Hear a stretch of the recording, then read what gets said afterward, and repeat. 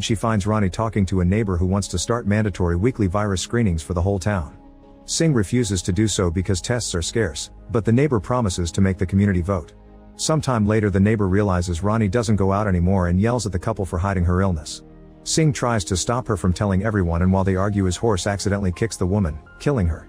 Singh feels guilty, but Ronnie convinces him to bring the body into the house. That night Abbott and his men burst into Gladys' home.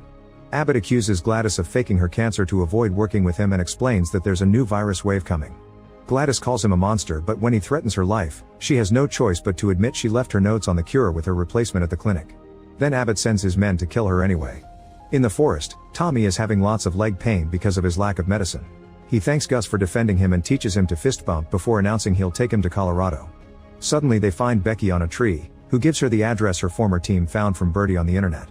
Then she offers to help them reach Colorado since she knows what areas the animal army doesn't patrol.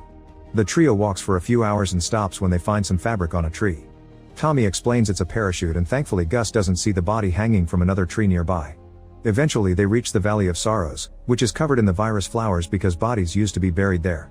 They'll have to use a bridge to cross, which causes an argument between Tommy and Becky over its safety. Gus ignores them and starts crossing alone, causing some wood to break.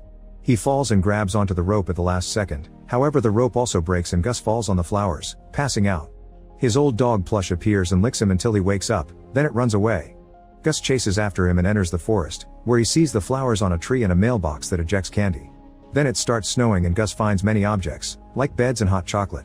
Richard appears on a chair and says he isn't mad that Gus crossed the fence. He also points at train tracks nearby.